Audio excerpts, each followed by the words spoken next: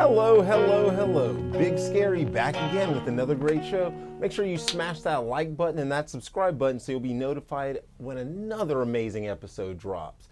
So, what are we going to start with now? I've been just pumping out this content. I hope you like it. It's I just been had my head down and just been grinding with these episodes, trying to put out as much different content as possible. And there's been so much stuff to talk about. So I do what I do and I talk. So what are we gonna start off with first? The UFC Fight Night. Ige against Korean Zombie, and I kind of went like I thought. Korean Zombie was just he had more to his game. There just wasn't much Ige could do with him. Korean Zombie was going for submissions. His kickboxing was better than Ige's, and so it kind of went the way I figured it would. So Korean Zombie with a nice win. Maybe they'll probably put him in there with another top 5 guy next, and if he can win that, he might have another title shot next.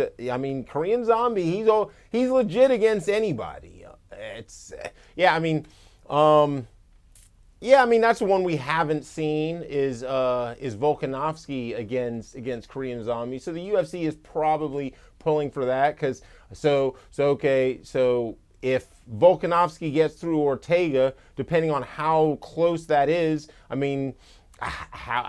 Max Holloway's right on the cusp. After the way he looked against Cater, I don't see how you even put anybody else in there. But it's Max Holloway, Volkanovski. We've already seen it twice. It was close each time, but I don't know that anyone wants to see that it's going to be.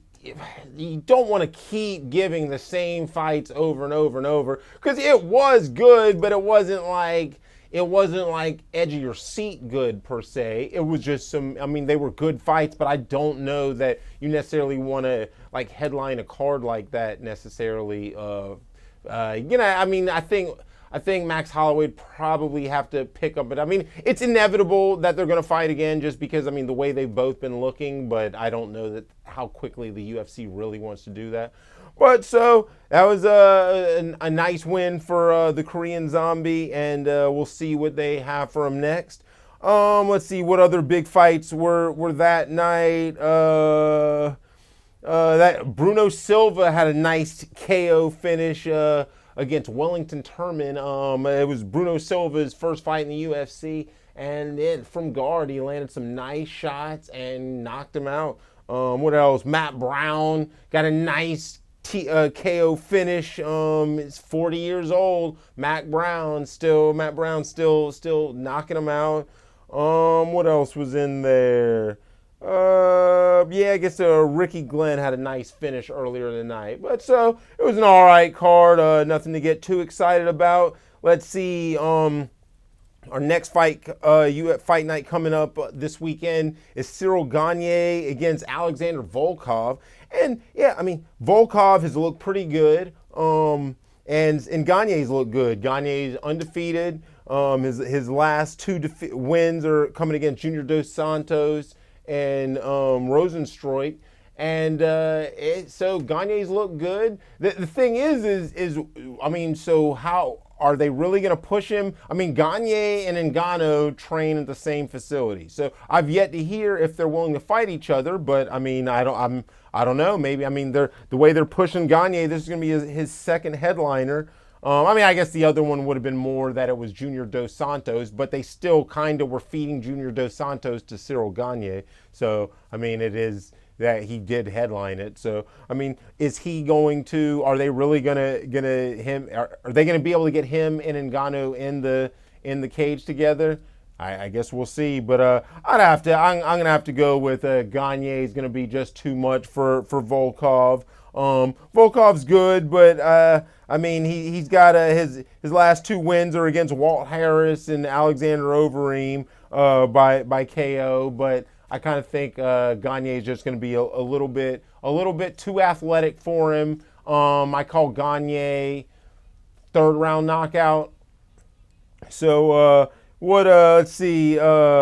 Another good fight on the card is Ovince St. Preux against Tanner Boser. Boser's looked decent. He had some nice wins there, and but then I guess he'd lost a split decision in his last fight against Ilir Latifi, and I mean that could have gone either way. Boser's looked decent though, and so let's end. I mean, Ovince St. Preux. I mean, he's always legit. But so that's those are the fight nights, and so let's see what other combat. That was Saturday night was just a chock full of combat sports. Let's see. So then we also had the Charlo versus Montiel fight, and Charlo, I mean, he looked how you figured. I mean, actually, kind of, I guess most people were predicting a knockout, but I mean, he wasn't able to do that. But Montiel, I mean, he was looked tough, but I mean, Charlo was just one step ahead of him the whole night, and so it just went the way you figured without the knockout, I guess. What else? Anderson Silva against Julio Cesar Chavez Jr. Chavez Jr. just I mean, whatever he ever was, I don't think he'll ever be that again. It's just like whatever motivation he ever had. It was like the light will flicker here and there in some rounds, and he'll seem like he's a little determined, but it's just, I don't know. I don't know. I mean, that's the thing about combat sports is it's kind of a lot. I mean, a lot of the drive comes from how your upbringing, and he was the world champion, but it's when it all comes down to it, I mean, he had an easy life. So I mean, once it's time to dig down, I mean, he doesn't even make weight. He's missing weight on weight classes that he hasn't even fought at. I mean, this should have been the easiest weight cut of his life, and he still somehow missed weight. But Anderson Silva lit him up, and I mean, not necessarily lit him up, but I mean, lit him up for an MMA guy fighting an actual boxer in boxing. I mean, he was showboating on him, touching his ankles and stuff, standing in the corner, telling him to bring it on. And I mean, he never at any point really thought there was going to be a knockout or anything, but I'd like to. From this, I'd like to see Roy Jones against Anderson Silva. I'm all for it. I don't know what weight class it'd be at, because I mean, I doubt Roy's going to really come down too far. So probably be Anderson Silva at like some bloated weight, but whatever. I'm always down to see some of my childhood heroes get in the ring again with limited actual danger. I mean, I'm not trying to see any of them get in there with anybody who could actually kill them. So that was good. And what else? Inoue, the monster. Wow, that was. If you haven't watched him fight, that is a 118-pound champion. The guy is impressive. I mean, dropped the guy 3 times with body shots, and I mean, they were just pinpoint. And like after the first one, because the first body shot where he dropped him, it was really just grazing. Like it wasn't even a perfect, like it just grazed him. So after you saw him go down from that, it was like, oh, okay, it was just a matter of time of what next body shot was going to be the one that just ended it. And so, that didn't take too much longer. So that was a nice finish for Inoue. So then what else we got? We got NBA playoffs. The NBA playoffs have been getting exciting. The Clippers were able to pull it out against Denver. Against Utah. What am I talking about? The Clippers were able to pull it out against Utah, and with the last 2 games without Kawhi Leonard. After Kawhi went out, it just seemed like, oh, okay, well, Utah is going to be able to pull it out. Donovan Mitchell, Spider is going to be able to pull it out. But Paul George stepped up, and the rest of the Clippers stepped up, and they were able to pull it out. and so then they were so to meet the Suns who were able to beat the who did yeah, I think they beat Denver. Yeah, they beat Denver 4-0. And so yeah, they've been, but Chris Paul was out the first game because of the coronavirus, and so you were like, all right, so which way is this going to go? And Devin Booker, what can I say? I think he's finally stepped up, and he's claiming his star status. Or superstar status, because before he just been a star, but now he's actually looking like a superstar. I mean, his game. I mean, the Suns won 120-114. Devin Booker had 40 points on 15 of 29 shooting. I mean, Devin Booker just 40 points in the playoffs. I mean, that's impressive. His whole he had 40, 13, and 11. I mean, that's a big night for Devin Booker. So, and that's without Chris Paul. And so I don't think Kawhi Leonard's coming back. Chris Paul is. So Phoenix starts off 1-0. Kind of feel like they might be able to pull this out. So we're going to see. Phoenix might be able to make it to the finals. And then, in the Eastern Conference, since we had, first we had Game 7, the Bucks against the Nets, and Kevin Durant had been playing unbelievable. I mean, since Kyrie had gone out with an ankle injury, and James Harden had played the last couple games, but I mean he hasn't been his. I mean, he has a quad injury, so it's or a hamstring, so he hasn't been. I mean, he hasn't been himself. I mean, the way he's been playing, I mean, it's almost like he's almost a detriment. I mean, because he's just so. I mean, he has no extra step. He has no hops. He's almost like having to throw the ball for threes. So it's just not. It doesn't make for. I mean, it doesn't seem like it's helping them. I mean, it doesn't make for good basketball. So there's got to be. You'd think there'd have to be somebody who could step up and do a better job. But yeah, they couldn't. So Game 7 and goes to overtime. Kevin Durant actually makes with down by 2. Kevin Durant makes a turnaround with just barely edge of the toe on the line to make a 3, to what looked like a 3, but it wound up being a 2, to send it to overtime. And then basically the same thing at the end of overtime, and he missed the shot. So the Bucks and Giannis were able to pull it out. So this is maybe this is Giannis finally getting over that hump. He won 2 MVPs, but we had always been small in the playoffs, and he had 40 points, 13 rebounds to go against Kevin Durant's 48 points, which was wow. I mean, he stepped up, but just wasn't enough. Even with James Harden's 22, James Harden was 5 for 17 from field goals. So that's so the Nets weren't able to just throw a team together and win. And so the Bucks are moving on. And so then what that brought us to Game 7 of the 76ers versus the Hawks series. And I mean, it's Ice Tray. I mean, even though he didn't shoot very well, he was able to come up. He was able to get 21 points and was able to lead the Hawks to the win over the 76ers with Ben Simmons came up very small. I mean, that's the biggest story in that series to me, because that's what they would put together for all these years.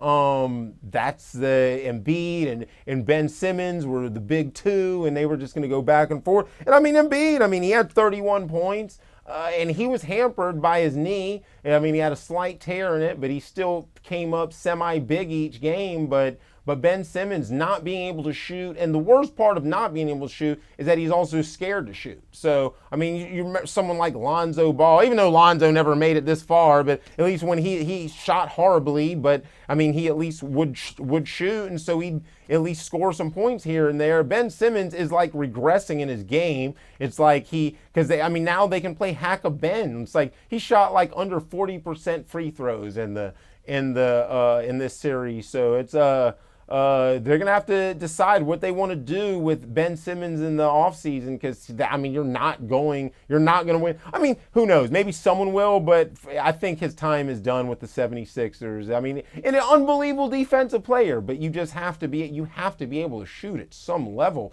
to be on the basketball court late in the game, or teams, especially if you're the point guard. I mean, teams are just gonna foul you, and that's yeah. So. Atlanta moves on, so it's going to be Atlanta against the Bucks, and you would assume it's going to be the Bucks, that Giannis is going to be too much for him, but hey, no, might see little ice tray might start lighting it up again. So we'll see. So and then what else we've got in MLB action? We still got the home run race is heating up. Right now in the standings, Houston, Oakland, and the White Sox are leading the American League, and then in the National League, it's San Francisco, the Dodgers, and San Diego. So I mean, those are teams with some pretty good stars. So should be if the season ended right now, we'd have a pretty impressive playoffs. Vladimir Guerrero is still pushing forward with his MVP push. He's fourth in the league in batting average, first in the league with home runs with 23, and runs batted in, he's leading the league. So he's having a very impressive season. The home run race right now is Vlad and Ohtani tied at 23. Fernando Tatis has 22. I'm not sure 100% what he did to his shoulder yet, but he re-injured it a little bit, so we'll see how long he's out. Ohtani is the first person to accept the invitation to or say he wants to be in the home run derby, so that should be pretty exciting. But let me not talk about all the sports, so I leave some more content to put out, because it's just so much. But yeah, you can find me on Big Scary on Instagram, Twitter, and Facebook, on Trauma Television on Facebook and YouTube, because this is a Trauma Television production. And as Martin Luther King said, the arc of the moral universe is long, but it bends toward justice. Big Scary back again. Dead Game Fight School, longest running boxing MMA gym in Jacksonville. Pretenders beware. And gonna do another in our series of ab exercises. And so today what we're gonna do is we're gonna superset some ab exercises. So we're gonna do one exercise, and then we're gonna go to the other one. So the first that we're doing, it's going to be like a side oblique plank. So what we're going to do is we're going to start here like this. So a plank, but sideways, and then you're going to go down. So you relax it, and then flex. 2, 3, 4, 5, 6, 7, 8, 9, 10. And then we're going to switch sides. 1, 2, 3, 4, 5, 6, 7, 8, 9, 10. All right. And so now we're going to do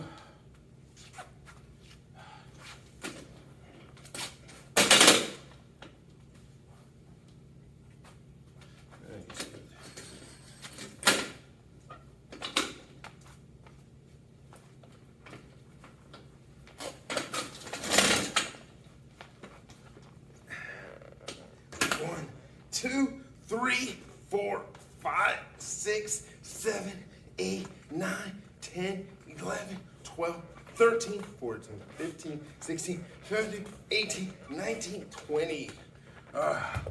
Oblique twist. And so then we'll go back to the plank. Remember,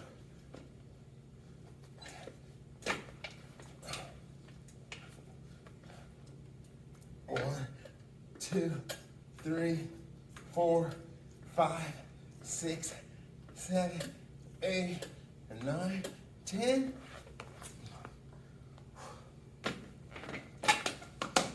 1, 2, 3, 4, 5, 6, 7, 8, 9, 10. Back to the twist.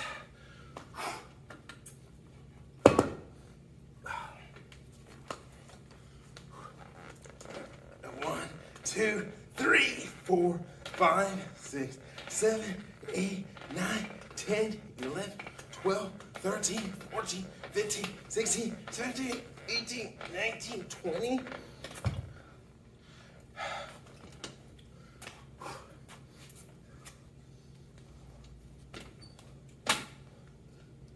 One, 2, 3, 4, 5, 6, 7, 8, 9, 10.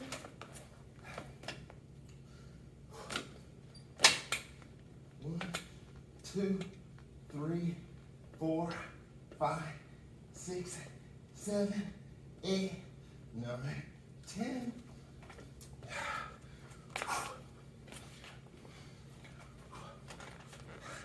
1, 2, 3, 4, 5, 6, 7, 8, 9, 10.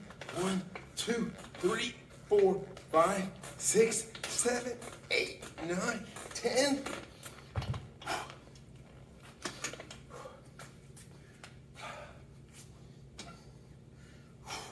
I like to do these with really no break in between, just knock them out. 1, 2, 3, 4, 5, 6, 7, 8, 9, 10.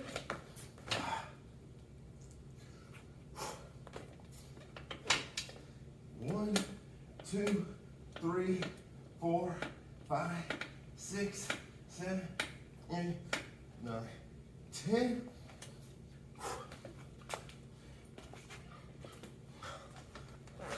1, 2, 3, 4, 5, 6, 7, 8, 9, 10.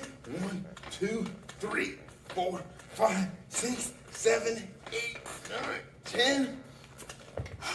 All right, we're back again here with the rest of this superset. This is going to be 2 more ab exercises, supersetted to make a workout. So first we're going to start off, we're going to do mountain climbers on the bench, and then the superset to that will be the oblique crunch. So here we go. 1, 2, 3, 4, 5, 6, 7, 8, 9, 10, 12, 13, 14, 15, 16, 17, 18, 19, 20. All right. Now the oblique. 1, 2, 3, 4, 5, 6, 7, 8, 9, 10. 1, 2, 3, 4, 5, 6, 7, 8, 9, and 10. The mountain climbers. 2, 3, 4, 5, 6, 7, 8, 9, 10, 11, 12, 13, 14, 15, 16, 17, 18, 19, 20. 1, 2, 3, 4, 5, 6, 7, 8, 9, 10. 1, 2, 3, 4, 5, 6, 7, 8, 9, 10.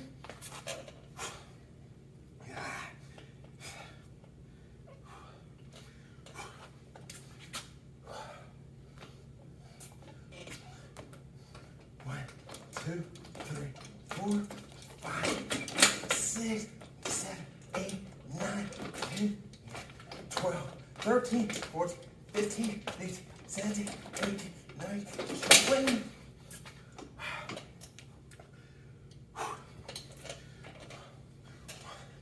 2, 3, 4, 5, 6, 7, 9, 10. 1, 2, 3, 4, 5, 6, 7, 8, 9, and 10. Woo, last set. Woo.